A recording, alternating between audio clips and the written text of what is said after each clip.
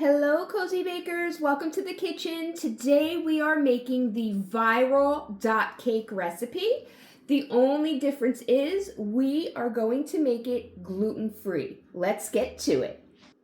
First, I sprayed a 9x13 baking dish with cooking spray, and then I got myself a piece of parchment paper. I like to use the parchment paper sheets. You just pull one out, it's ready to go. You don't have to mess with the roll and slicing. And then I took a scissor and I cut some slits in it so it lays easier in the dish. And there you have it. Perfectly lined 9x13. My oven is preheated to 320 degrees Fahrenheit. Let's get to baking. We're using our scraper attachment today. I am going to add my butter, which you can use butter, or I'm using margarine. And we're going to get that going, and we're going to add our sugar and get it all creamed together until it's a light yellow, pale yellow shade.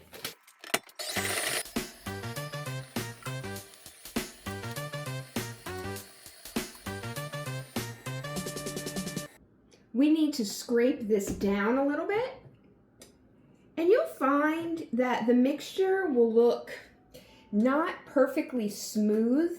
It's not curdled by any means, but it kind of has that look, and I hate to even use that phrase when baking, but it's okay because once we add the dry mixture, it'll go away.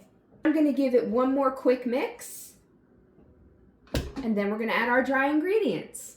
Perfect. All right, now I am adding my gluten-free flour, which has xanthan gum already in it. And I am also adding baking powder in with that. So turn it on very low and let's go ahead and get that added in. Now, because I am making mine gluten-free, I have to add a little extra liquid, which typically you do have to do in gluten-free baking. And you usually have to let it sit a little while too, but we'll get to that. All right, so I am going to add 3 tablespoons of, I'm using heavy whipping cream. You can use milk, you can use almond milk, you can use evaporated milk, whatever kind of milk you want to use, you can use. I happen to have some of this because I made a cheesecake over the weekend, and I had it for the topping, so we're using it. And then I am going to add 2 tablespoons of sour cream. You could also use Greek yogurt, applesauce, whatever you have. I happen to have some of this, so that's what we're going to use. And that's just going to add a little extra moisture. We are going to allow that to sit for about 10 to 15 minutes. Just do its thing, and then we'll put it in our 9x13 and pop her in the oven. Our cake has been baked. I baked it at 320 for about 50 minutes. Here we go. So what I'm going to do is I purchased these containers. They do come with lids. So what I'm going to do is I'm going to take these and I am going to, let's see if you can see that. I am going to fill them with the cake. All right. So let's do it.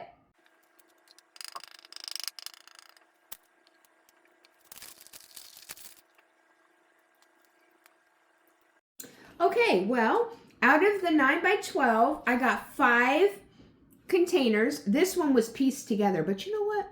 It's going to have the icing on top and you're never going to see it. So I wound up getting 5. Now, all the rest are whole. You saw me cut the circles, pop them in the container, boom. And like I said, these came with lids in a pack of 5 from Dollar Tree for $1.50 for all 5 with the lids. So if you're going to put the lid on, you're still going to have room for the icing and the sprinkles. Okay, so I'm going to get this cleaned up. I have been tasting, and I have to say the cake is delicious. So I'm going to get this cleaned up, and then we're going to make the icing, put the buttercream icing on there, and dip them in the sprinkles.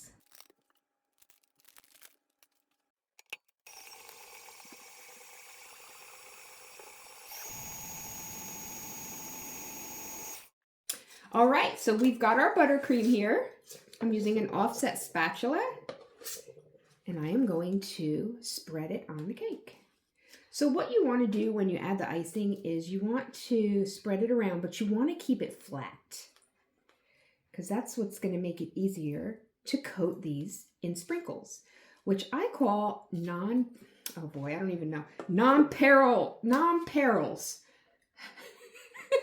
That's what they're called.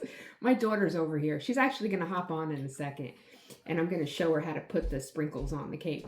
So you want it to be flat. So typically you would want the icing to come to the top so that you can dip it in a plate full of sprinkles. But I don't really want to do that because I want to use the lids. I work in a hair salon a few days a week, and I'm going to bring some of these in.